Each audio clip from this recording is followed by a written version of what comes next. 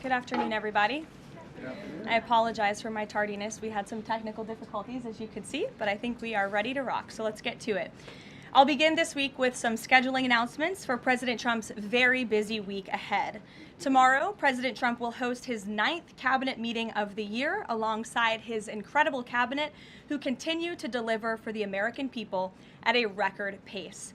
Later in the afternoon tomorrow, the president will make an announcement in the Oval Office on his initiative to create Trump accounts to give the next generation of Americans a jump start on savings. It will be a very exciting announcement indeed, especially for all of the parents across the country with young children and babies. On Thursday, President Trump will host the presidents of the Republic of Rwanda and the Democratic Republic of Congo to sign the historic peace and economic agreement that he brokered. On Thursday night, the President and the First Lady will celebrate one of America's greatest traditions, the lighting of the national Christmas tree on the Ellipse. And on Friday, President Trump will attend the FIFA World Cup final draw at the Kennedy Center. You all will be seeing and hearing from the President every day this week, so you have me today, and then he will take on the rest of the week himself. Next, I would like to address the horrific tragedy that took place in our nation's capital last week. A foreign terrorist that the Biden administration failed to properly vet ambushed 2 members of the West Virginia National Guard who were honorably serving here to keep the residents and visitors of Washington, D.C. safe. U.S. Air Force Staff Sergeant Andrew Wolf was severely wounded in the attack and remains hospitalized while he continues to fight for his life. Tragically, U.S. Army Specialist Sarah Beckstrom died of her wounds. She was just 20 years old. President Trump and the entire White House are praying for Andrew's full recovery at the request of his parents and their personal phone call with the president over the weekend. And we are keeping Sarah's family and friends in our prayers during this unimaginably difficult time. Sarah and Andrew represent the very best of America, 2 young patriots who were willing to put on the uniform and risk their lives in defense of their fellow Americans. Both of them truly embody the profound words spoken by Jesus Christ in the gospel. Greater love has no one than this, to lay down one's life for one's friends. Sarah and Andrew are heroes, and we will never forget their sacrifice. That means ensuring the monster responsible for this atrocity is prosecuted to the fullest extent of the law and faces the most severe punishment possible. It also means reckoning with why this atrocity was allowed to happen in the first place, so that it may never occur again. Here are the facts. The terrorist who gunned down American soldiers blocks away from the White House in an ambush was an Afghan national who was flown into our country by Joe Biden's administration in September 2021 in the chaotic wake of their botched withdrawal from Afghanistan. One of the most embarrassing moments in the history of our great country. Joe Biden's historic failure in Afghanistan continues to haunt this country and our men and women in uniform. Not only did this surrender lead to a suicide bombing that killed 13 American heroes in Kabul, but now National Guard troops were shot on U.S. soil by the same kind of enemy. We continue to live with the deadly consequences of Joe Biden's horrific leadership. Nearly 100,000 Afghans were recklessly released into the United States with little to no vetting. There was no regard for the disorder and violence that this would unleash on American communities and American culture. Reportedly, thousands of these strangers and unknown individuals were flagged to the Biden administration for national security, public safety, and fraud concerns. But the terrifying truth is that the Afghanistan debacle is just a small part of Democrats' complete and total betrayal of the American people during the Biden years. The tragedy that we just witnessed the day before Thanksgiving is a reminder that untold thousands of terrorists, gang members, and criminals were invited into our country and remain here to this very day. The border is now secure, thanks to President Trump, but the threat in our interior remains real and urgent. These public safety threats are already inside our land. And President Trump was elected on a promise to find and remove them. And he has already taken significant steps and made significant progress towards fulfilling this promise. But there is more work to be done because President Trump believes that he has a sacred obligation to reverse the calamity of mass, unchecked migration into our country. As a result, the Trump administration is now actively re-examining all of the Afghans imported into the country by Joe Biden. Any individual who threatens our national security or our citizenry will be subject to removal. President Trump has already permanently paused migration of foreign nationals from third world countries that pose a very high risk to the United States. For too long, past American presidents supported self-destructive immigration policies that allowed foreigners who outright hate our country and have no interest in assimilating into our culture. They've allowed these individuals to flood peaceful American communities. This disastrous approach has drained our welfare program, driven up the cost of housing, suppressed wages, and jeopardized the safety of law-abiding American citizens. In fact, according to a new bombshell report from the New York Times, Somalian migrants in Minnesota have defrauded nearly $1 billion in taxpayer-funded benefits under Democrat Governor Walz's leadership. President Trump is putting an end to this dangerous America Last approach. His position is rooted in common sense. In the wake of last week's atrocity, it is more important than ever to finish carrying out the president's mass deportation operation. America cannot allow millions upon millions of unvetted illegal aliens to be rewarded with amnesty after they broke our nation's laws to come here. They must go back to their home countries. It is also essential to immediately address the massive fraud and corruption that has been going on for decades in other aspects of our immigration system, most notably when it comes to asylum claims. Millions of people who have come here under false pretenses are told blatant lies now enjoy temporary legal status. President Trump is ending this scam as well, and I would point out that the Democrats have tried to block this administration from doing so at every turn with lawsuit after lawsuit. The hard truth is that even when it comes to our legal immigration system, past presidents have failed to ensure that all prospective citizens love America, will add value and contribute to our communities, and will assimilate into our culture. Leaders have a duty to defend and advance the interests of their own people, not foreign nationals. Leaders also have a duty to preserve the integrity and character of our nation's national identity. That is why President Trump is more committed than ever to fully restoring American sovereignty by keeping our borders secure, removing all illegal alien invaders, and rebuilding a legal immigration system that makes sense and benefits our country. President Trump has no higher responsibility than to defend our homeland and our people, and he will never waver in doing so. With that, I will open it up to questions, and we'll lead today with Isabel Brown, who is in our new media seat. She's a very popular face on television these days. She's built a great independent media podcast and platform with the Daily Wire, and I appreciate your being here, Isabel. Thank you for being Karoline, here. appreciate it and appreciate the briefing. Many Americans, in light of these recent events that you just mentioned, are starting to say that we are being invaded as a country, culturally and logistically, when it comes to immigration. And we know that immigration without assimilation is indeed invasion. So given the recent remarks from Vice President Vance on a college campus about dramatically reducing legal immigration to address some of this crisis, and President Trump's Truth Social post last week about individuals who may be non-compatible with Western civilization, are there any conversations happening or plans being made behind the scenes for the administration to implement at least a temporary immigration moratorium, for example, in light of what the American people might be calling for? So, Isabel, it's a great question. I think I spoke a little bit to the heart of your question in my opener there. I would add that the Trump administration has done more to limit migration, both illegal and legal, than any administration in history. And I'll just walk you through some of the actions that we have taken thus far. Number one, the Trump administration issued a travel ban for 19 countries, including Afghanistan, special immigrant visas, which is a legal pathway to get here, which we know many Afghans have utilized to come into the country, have now been paused since the tragic shooting last week.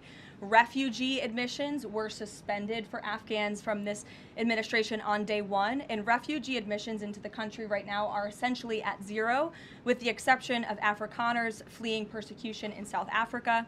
The State Department has also heightened their scrutiny and vetting of all visas and have revoked visas, as you know, for those who do not align with our country's national interests. The Secretary of State has the right to do that, and we've taken unprecedented action to do just that. We are also now pausing all asylum adjudications for additional vetting as well. And so additional actions I don't have to read out for you today, but I would just remark that the President has made tremendous progress on this front, and it's why it's so crucial that we not only secure the borders, which the President did in record time. We have 0 illegal aliens entering into the country month after month, but we also are taking a look at those who are already in the interior of our country and removing them if they are here illegally, and also taking a look at these visas. Again, having a visa in the United States is not a right, it is a privilege. And the Secretary of State, if you are deemed contrary to our country's foreign national interests, has the right to revoke that privilege. Thank you. Gabe. Thank you, Caroline. Excuse me. Regarding Venezuela, the President said yesterday that Secretary Hegseth had denied that second strike, that reported second strike on an alleged drug vote on September 2nd, the Secretary said to the President that didn't happen. But to clarify, I just wanted you to clear this up. In his social media post, Secretary Hegseth didn't go into details about that strike. He just said U.S. operations in the area were lawful, and he said that the story and media reports were fabricated. So to be clear, does the administration deny that second strike happened, or did it happen and the administration denies that Secretary Hegseth gave the order? The latter is true, Gabe, and I have a statement to read for you here. President Trump and Secretary Hegseth have made it clear that presidentially designated narco-terrorist groups are subject to lethal targeting in accordance with the laws of war. With respect to the strikes in question on September 2nd, Secretary Hegseth authorized Admiral Bradley to conduct these kinetic strikes. Admiral Bradley worked well within his authority and the law, directing the engagement to ensure the boat was destroyed and the threat to the United States of America was eliminated. And I would just add one more point to remind the American public why these lethal strikes are taking place. Because this administration has designated these narco-terrorists as foreign terrorist organizations. The President has a right to take them out if they are threatening the United States of America and if they are bringing illegal narcotics that are killing our citizens at a record rate, which is what they are doing. And under the previous administration, there was enough fentanyl trafficked into our country to kill every American man, woman, and child many times over. And so that's why you've seen a drastic difference in this administration's policy with respect to the last, and it's one of the many reasons the American public reelected this president and support this Secretary of War in conducting these strikes. So to be clear, to clarify, Admiral Bradley was the one who gave that order for a second strike. And he was well within his authority to do so. And a separate question, the President several days ago said it was his intention to pardon the former president of Honduras, who was a convicted drug trafficker. And yesterday on Air Force One, the President said that if someone sells drugs in that country, that doesn't mean you arrest the President and put him in jail for the rest of his life. How is that different than what the administration is accusing Venezuela's Nicolas Maduro of? You're cherry picking the President's statement a little bit yesterday, as he also said yesterday the people of Honduras have highlighted to him how the former President Hernandez was set up. This was a clear Biden over prosecution. He was the president of this country. He was in the opposition party. He was opposed to the values of the previous administration, and they charged him because he was president of Honduras. There were some other egregious facts that came out during this trial, and I would encourage you to report on them. His court-appointed lawyer was only given 3 weeks to prepare for trial. He shared that his conviction was lawfare by the leftist party, who, quote, struck a deal with the Biden-Harris administration. Hernandez has highlighted there was virtually no independent evidence presented, and many of his conviction was based on testimony from many admitted criminals who hoped that cooperating would reduce their own penalties. So the President heard the concerns from many people, as he does, and he's, of course, within his constitutional authority to sign clemency for whomever he deems worthy of that. Jackie. Thank you, Caroline. Following up on Gabe's question, you said that the follow-up strike was lawful. What law is it that allows no survivors? The strike conducted on September 2nd was conducted in self-defense to protect Americans in vital United States interests. The strike was conducted in international waters and in accordance with the law of armed conflict. And then On this pardon for the Honduran president, does it at all undercut the administration's messaging while you have these congressional Republicans defending the strikes on the narco-terrorists and then a pardon for a convicted drug trafficker? Does that make it more difficult for your members to defend your administration's policy? I don't think so, Jackie. I think that President Trump has been quite clear in his defense of the United States homeland to stop these illegal narcotics from coming to our borders, whether that's by land or by sea. And he's also made it quite clear that he wants to correct the wrongs of the weaponized Justice Department under the previous administration. And Ouija, I'll call on you because I think we're wearing matching blazers today. I was going to Great compliment minds. yours. Thank you, Caroline. Sure. So just to be clear, to clarify on Jackie and Gabe, did Admiral Bradley order that second strike because there were still survivors after the initial strike? Again, as I read for you, Admiral Bradley worked well within his authority in the law. He directed the engagement to ensure the boat was destroyed and the threat of narco-terrorists to the United States was completely eliminated. So was the initial order from Secretary Hegseth, everyone be killed, and did that come from President Trump? I saw that quoted in a Washington Post story. I would reject that the Secretary of War ever said that. However, the President has made it quite clear that if narco-terrorists, again, are trafficking illegal drugs towards the United States, he has the authority to kill them. And that's what this administration is doing. And can I Danny? follow up on the MRI? Because President Trump Sure. yesterday said that he would release the results of his MRI. Is that happening right now? It is happening right now. As part of, and this is a summary from the President's physician, and we will release it right now. I think my team has it teed up for all of you. I'll read it for you, and then you'll get it physically as well. As part of President Trump's comprehensive executive physical, advanced imaging was performed because men in his age group benefit from a thorough evaluation of cardiovascular and abdominal health. The purpose of this imaging is preventative, to identify any issues early, confirm overall health, and ensure the president maintains long-term vitality and function. President Trump's cardiovascular imaging was perfectly normal. No evidence of arterial narrowing impairing blood flow or abnormalities in the heart or major vessels. The heart chambers are normal in size, the vessel walls appear smooth and healthy, and there are no signs of inflammation or clotting. Overall, his cardiovascular system shows excellent health. His abdominal imaging is also perfectly normal. All major organs appear very healthy and well perfused. Everything evaluated is functioning within normal limits with no acute or chronic concerns. In summary, this level of detailed assessment is standard for an executive physical at President Trump's age and confirms that he remains in excellent overall health. Again, we will provide that to you. I think that's quite a bit of detail, and in the effort of transparency, the president promised it last night, and we have delivered today. So there you go. Danny. Thanks, Caroline. Just going back to Venezuela, can you confirm that President Trump is going to be hosting a meeting of his national security team in the Oval Office today on Venezuela? And what are they going to discuss? Are they hoping to reach a kind of final decision on that?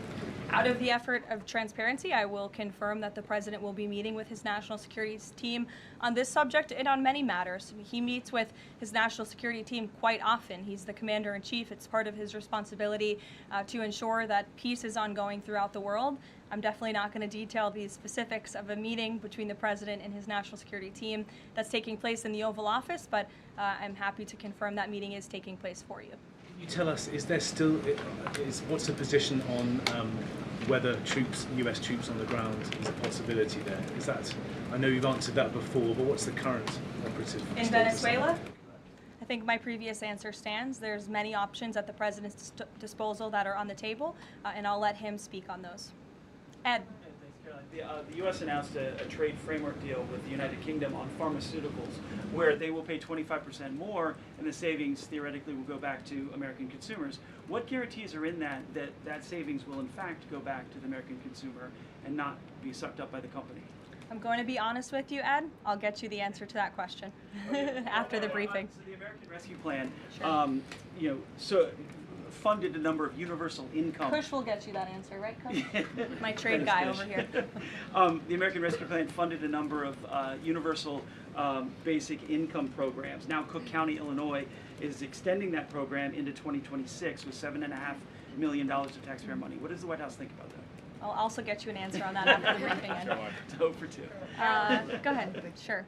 And then in the interest of transparency, does the White House support releasing the Department of Defense's video of those September 2nd strikes on those military boats? And also, separate topic on presidential pardon power. Why did the president commute the sentence of David Gentile recently? He was a private equity executive. He served 12 days out of a 7-year sentence. Prosecutors said he defrauded $1.6 billion with thousands of victims, including veterans, farmers, teachers. Why was he pardoned? To your first question, that's definitely not a decision for me to make. I would defer you to the Department of War. It's also probably a decision for the president himself to make.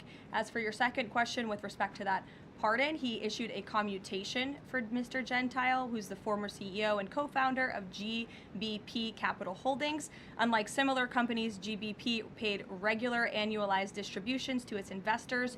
In 2015, GBP disclosed to investors the possibility of using investor capital to pay some of these distributions rather than funding them from current operations. Even though this was disclosed to investors, the Biden Department of Justice claimed it was a Ponzi scheme. This claim was profoundly undercut by the fact that GBP had explicitly told investors what would happen. At trial, the government was unable to tie any supposedly fraudulent representations to Mr. Gentile. In short, again, this is another example that has been brought to the president's attention of a weaponization of justice from the previous administration, and therefore he signed this commutation. Statements, though, say that these people were defrauded. I just read you a very detailed summary of why the commutation was made. Sure. In the middle with the red tie.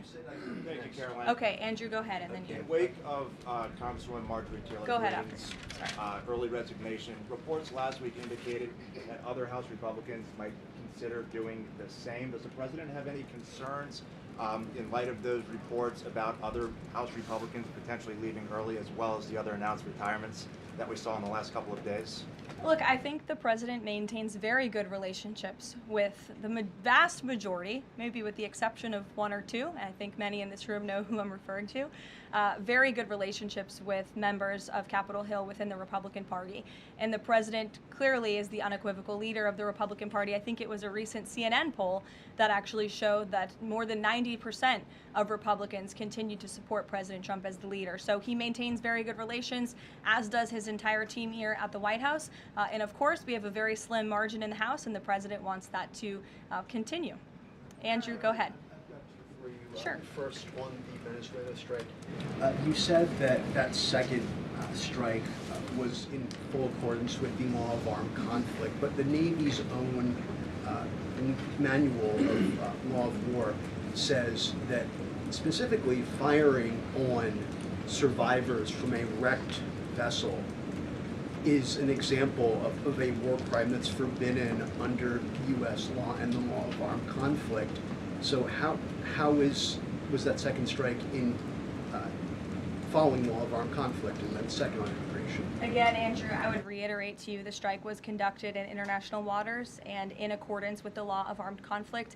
And since somebody asked about Congress, and it's sort of related to Venezuela, I also want to add that Secretary Hegseth spoke with members of Congress who may have expressed some concerns over the weekend. And there have also been 13 bipartisan briefings to Congress on the Venezuelan strikes. There have been a number of document reviews for members of Congress to review the classified DOJ Office of Legal Counsel opinion and other related documents. 29 senators and 92 representatives have reviewed those documents, which is about 2/3 of those are Democrat members, and they have been made available to all 100 senators, all 435 members of the House, and to general counsels of the relevant committees on a bipartisan basis for their review.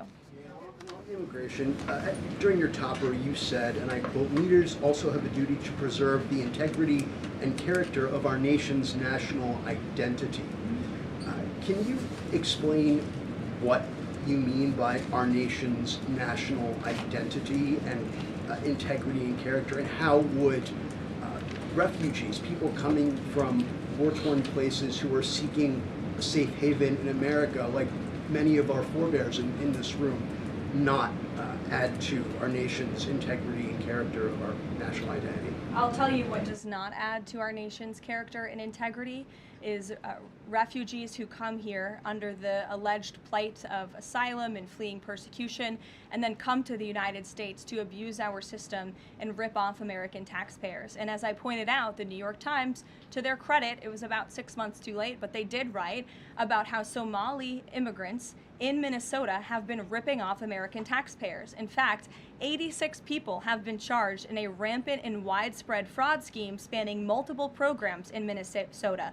Of those 86, 78 of those people are Somali, 91% of them charged. So far, 59 of those people have been convicted for their roles in fraud plots that have stolen $1 billion from taxpayers. In one scheme, and this is egregious, a nonprofit and its affiliates with these Somali migrants claimed to have fed tens of thousands of American children during the pandemic.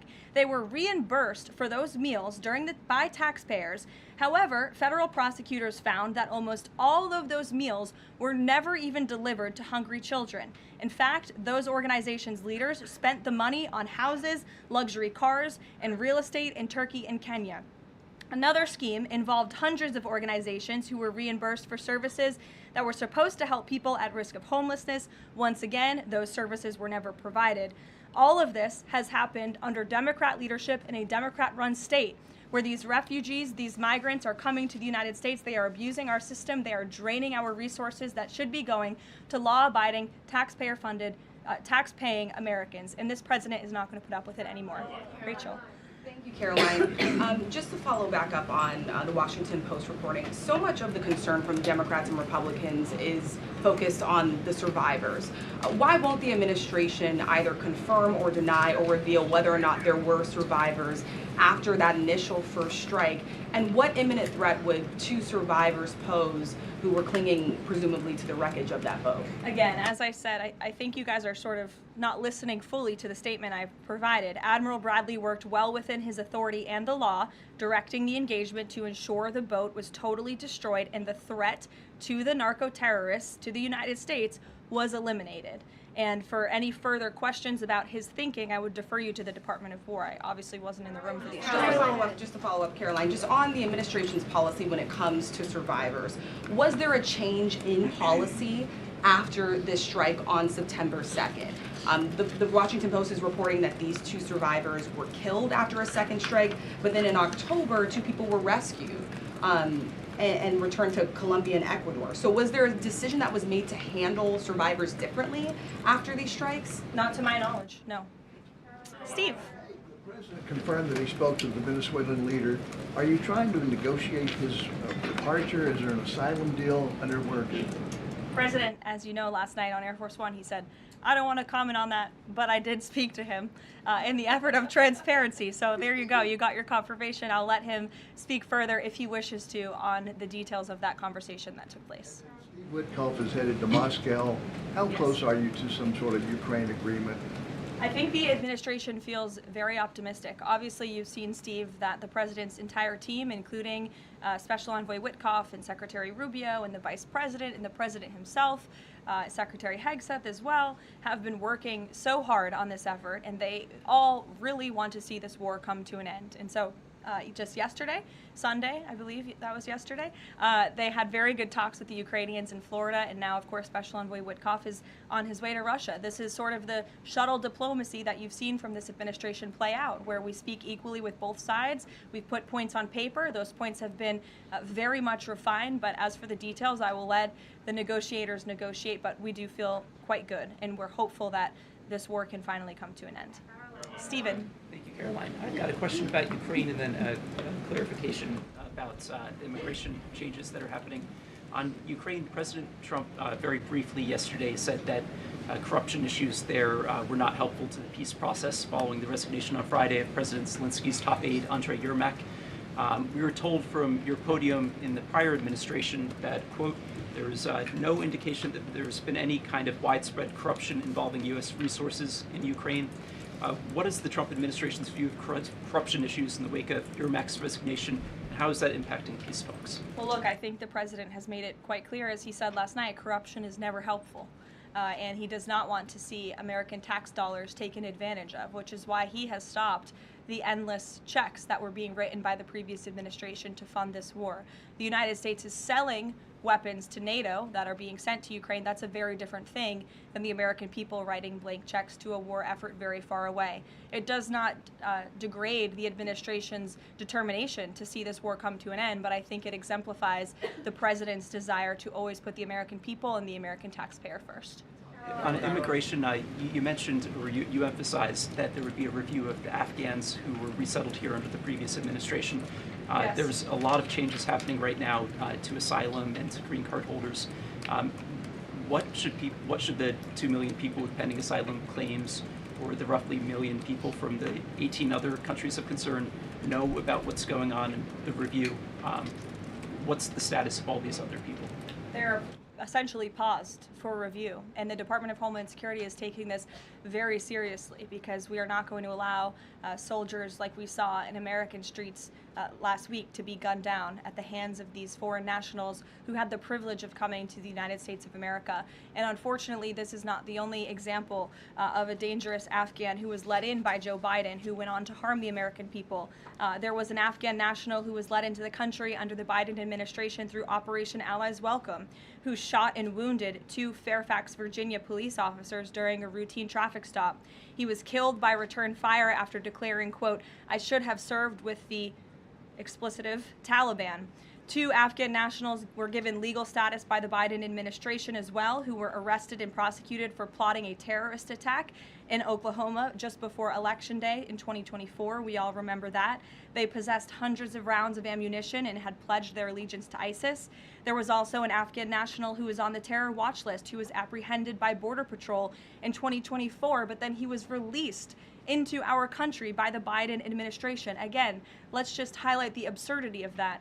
Border Patrol apprehended a terrorist, and then the Biden administration, because of their lax policies, still allowed him to come into the United States of America. I think everyone in this room, whether you want to admit it or not, does not want that individual living alongside you in your American neighborhood. And that individual was later arrested again after being allowed to live in the U.S. at large for over a year.